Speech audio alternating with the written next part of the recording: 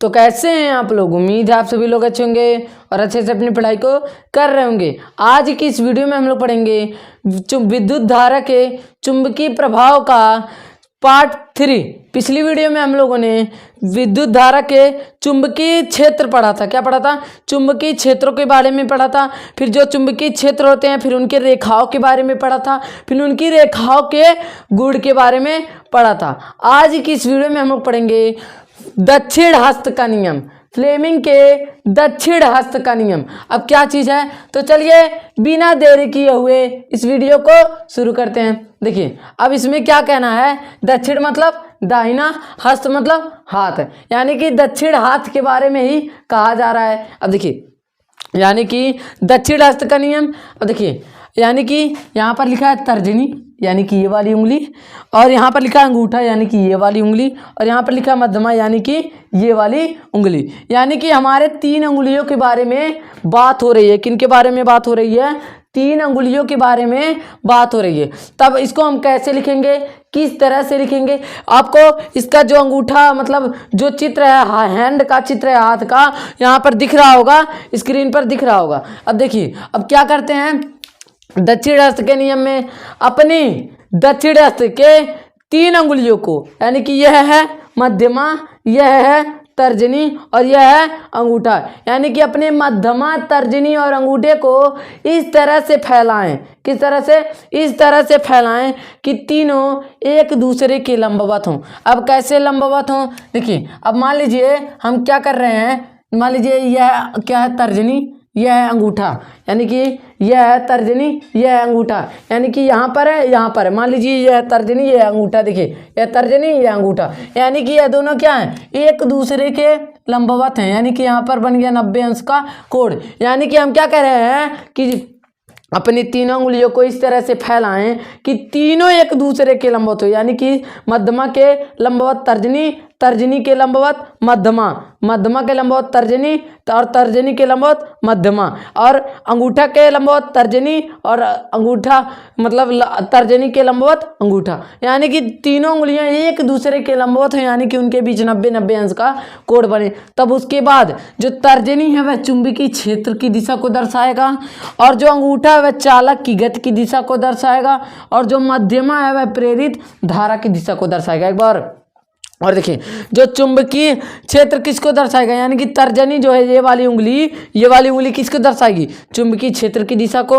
और जो अंगूठा यानी कि ये वाला उंगली किसकी? चालक की गति की दर्शाएगा।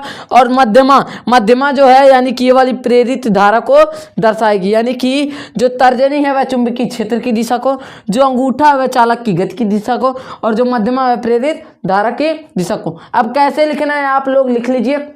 हम अपने दाहिने हाथ यानी कि दक्षिण हस्त की 3 अंगुलियों को इस तरह से फैलाएं कि तीनों एक दूसरे के लंबवत हो, जिसमें तर्जनी चुंबकीय क्षेत्र की दिशा को दर्शाए, अंगूठा चालक की गति की दिशा को दर्शाए, और मध्यमा प्रेरित धारा की दिशा को दर्शाए। क्या करे? मध्यमा जो है वह प्रेरित धारा की दिशा को दर्शाए। ठीक है, अब हम इसके बाद तुरंत जान लेते हैं दक्षिण हस्त है यानी कि वाम हस्त, यानी कि बाएं हाथ का नियम, यानी कि वाम हस्त यानी कि बाएं हाथ का नियम, फ्लेमिंग के बाएं हाथ का नियम। उसमें सिर्फ एक ही चेंज होगा, अंगूठा। कौन सा चेंज होगा? अंगूठा चेंज होगा, नहीं तो तर्जनी और मध्यमा वही रहेगा, बस अंगूठा चेंज हो जाएगा। अब अंगूठा चेंज हो जाके हो जाएगा बल। क्या हो जाएगा? बल। अब बल कैसे? अब देखिए तुरंत ही जान लीजिए इसको भी, इसका भी चित्र हम तुरंत आगे स्क्रीन पर दिख रहा होगा। अब तुरंत जान लेते हैं दक्षिण हस्त है, अब वाम हस्त का नियम, वाम हस्त का नियम। क्या चीज? वाम हस्त का नियम। अब चालक की गति खत्म हो गई, यह थी दक्षिण हस्त के नियम में, बल आ गया। देखिए अब हम लोग अपनी तीनों उंगलियों को यानी कि दाहिने, अब तो दाहिना खत्म, बाएं हाथ की 3 उंगलियों को इस तरह से फैलाएं कि तीनों एक दूसरे के लंबवत हों। तीनों क्या हों? एक दूसरे के लंबवत हों, 90 अंश का कोण बने, 90 अंश का कोण बने। ठीक, अब देखिए तर्जनी किसकी दिशा को? चुंबकीय क्षेत्र, अंगूठा बल और मध्यमा प्रेरित धारा की दिशा को दर्शाएगा। सब वही है। अब देखिए चुंबकीय क्षेत्र की दिशा को बी से यानी कि बी से दर्शाते हैं, प्रेरित यानी कि विद्युत धारा इसको कह सकते हैं, बल को एफ से दर्शाते हैं। ठीक, क्या चीज, वह मस्तिष्क में अपनी तीनों उंगलियों को इस तरह से फैलाएं कि तीनों एक दूसरे के लंबवत हों, जिसमें तर्जनी चुंबकीय क्षेत्र की दिशा को और अंगूठा जो है बल की दिशा को और जो मध्यमा वह प्रेरित यानी कि विद्युत धारा की दिशा को दर्शाए। अब इसमें क्या था, इसमें जो अंगूठा है वह चालक की गति की दिशा को दर्शा रहा था, नहीं तो सब वही है, अंगूठा को हम चेंज कर दे रहे हैं। ठीक, इस तरह से दोनों उंगलियों को फैला लीजिए। अब दक्षिण हस्त का नियम कर दीजिए और क्या, वाम हस्त का नियम कर दीजिए। यह दोनों फ्लेमिंग के बाएं और दाएं हाथ के नियम हो गए। अब हम लोग चलते हैं अगली टॉपिक की ओर।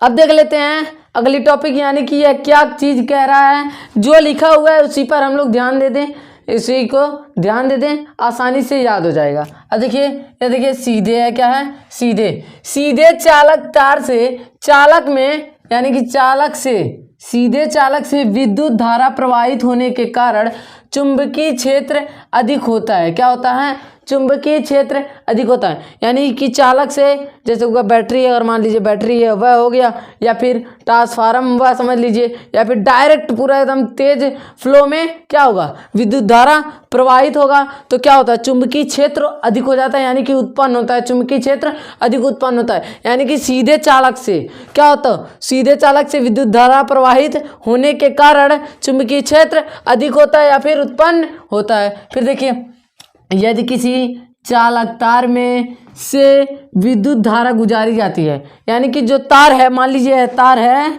क्या है, यह तार है, इससे क्या है, विद्युत धारा हमें गुजारनी है, क्या करनी है, विद्युत धारा गुजारी जाती है, तब क्या होती है, इससे जो चुंबकीय बनता है यानी कि चुंबकीय क्षेत्र, क्या, इससे जो चुंबकीय क्षेत्र बनता है वह सुकेंद्रकीय वृत्त के रूप में होता है। किसके रूप में होता है, सुकेंद्रकीय वृत्त के रूप में होता है। अब देखिए, यहाँ से यहाँ तक, कहाँ तक, यहाँ से यहाँ तक यही वाला है। देखिए, सीधे चालक से यानी कि चालक तार में विद्युत धारा प्रवाहित होने के कारण, यानी कि यह डिफरेंट है लेकिन थोड़ा बहुत मैच खा रहा है। देखिए, सीधे चालक से विद्युत धारा प्रवाहित होने के कारण चुंबकीय क्षेत्र अधिक हो जाता है। दूसरा क्या है, यानी कि यह पहला, यह है दूसरा।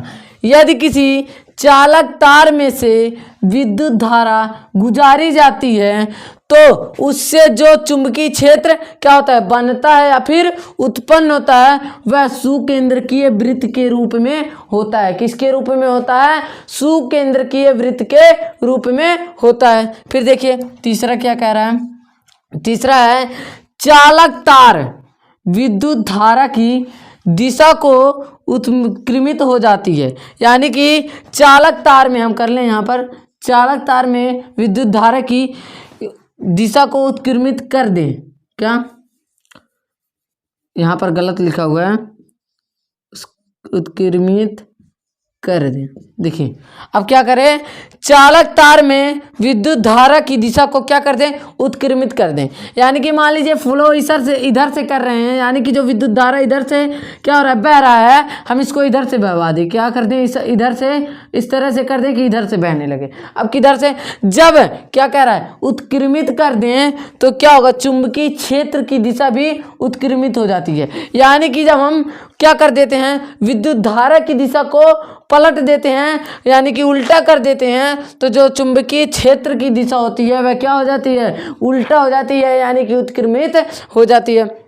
फिर देखिए अब क्या चीज, यानी कि यदि विद्युत धारा का मान बढ़ा दे तो, किसका मान, विद्युत धारा, यानी कि 1 एम्पीयर है तो 2 एम्पीयर 4 एम्पीयर कर दें, यानी कि विद्युत धारा का मान बढ़ा दे तो चुंबकीय क्षेत्र का भी मान बढ़ जाता है। किसका मान बढ़ जाता है, चुंबकीय क्षेत्र का भी मान बढ़ जाता है। अब जैसे मान लीजिए आपके घर में होगा, आपके घर में जो थोड़ा बहुत तो लाइट आता है, यानी कि जिस प्रकाश में हम खड़े हैं वहाँ पर भी थोड़ा बहुत लाइट आता है, जैसे 1 एम्पीयर 2 एम्पीयर आता है ना, कुछ एमएच में आता है, यानी कि कहते हैं 5000 एमएच 10,000 एमएच, जो बड़े बड़े ट्रांसफार्मर होते हैं उन पर 5000, यानी कि हमारे घर में थोड़ी मात्रा में जो विद्युत है वह आती है, तब क्या होता है, हम उसको टच करते हैं तभी ना हम उसको करंट लगता है, यानी कि क्या होता है, चुंबकीय क्षेत्र का मान कम होता है। यानी कि जब का मान कम, विद्युत धारा का मान, तो चुंबकीय क्षेत्र का भी मान कम होता है। लेकिन लेकिन अगर जो 5000 10,000 mAh 10,000 mAh यानी कि 10,000 हाई वोल्ट कहते हैं। हाई वोल्ट क्या है? यानी कि 10,000 mAh नहीं है, जो वोल्ट लगाते हैं, यानी कि जो ट्रांसफार्मर पे रहता है, ट्रांसफार्मर पे जो लाइट रहता है पूरा बड़ा बड़ा होता है ना, मतलब 10,000 वोल्ट का, इतने वोल्ट का, 10,000 वोल्ट का। mAh तो मोबाइल में बैटरी में लगता है, ठीक है, जो हम लोगों के फ़ोन में लगता है वह होता है mAh। वोल्टेज का बात कर रहे हैं, यानी कि 10,000 का। अब देखिए 10,000 कैसे, मान लीजिए जब 10,000 का लगाएंगे तब इसका चुंबकीय क्षेत्र इसके इतने पास गए ना, तब यह क्या कर लेगा? अपनी तरफ खींच लेगा। क्या कर लेगा? अपनी तरफ खींच लेगा। लेकिन हमारे घर में तो हम इसके पास जा रहे थे तब भी कुछ नहीं हो रहा था, लेकिन यहाँ पर हो रहा है, क्योंकि विद्युत धारा का मान बढ़ा तो चुंबकीय क्षेत्र का भी मान बढ़ जाएगा। अब देखिए इसको एक बार और रिपीट करते हैं। सीधे चालक से विद्युत धारा प्रवाहित होने के कारण चुंबकीय क्षेत्र अधिक होता है, यानी कि उत्पन्न होता है। सीधे चालक से विद्युत धारा प्रवाहित होने के कारण चुंबकीय क्षेत्र उत्पन्न होता है। फिर देखिए, यदि किसी चालक तार में विद्युत धारा गुजारी जाती है तो वह क्या होती है? सुकेंद्र की वृत्त के रूप में क्या हो जाती है? हो जाती है, सुकेंद्र की वृत्त के रूप में हो जाती है। फिर चालक तार में विद्युत धारा की दिशा उत्क्रमित कर दें, यानी कि जो चालक तार की में विद्युत धारा की दिशा है उसको क्या कर दें? उल्टा कर दें, तो जो चुंबकीय क्षेत्र की दिशा है वह भी उल्टी हो जाएगी। यदि विद्युत धारा का मान बढ़ा दिया जाए तो चुंबकीय क्षेत्र का भी मान बढ़ जाएगा। इसका कहना यही है। अगर आप सभी को क्लास 10th का मैथ पढ़ना है तो आप सभी लोग बता दीजिए किस चैप्टर का बन जाए, इसी चैनल पर पढ़ जाएगा। अगर आप सभी को इन सभी का PDF चाहिए तो इस नंबर पर आप सभी लोग व्हाट्सअप मैसेज कर दें। व्हाट्सअप पर आप सभी को एक ग्रुप में ज्वाइन कर देंगे, फिर उसी ग्रुप में आप सभी को PDF मिलता रहेगा। अगर आप सभी को वीडियो अच्छा लगा हो, वीडियो को एक लाइक एंड चैनल को सब्सक्राइब करें। अब हम मिलेंगे अगली वीडियो में किसी और टॉपिक के साथ। जय हिंद।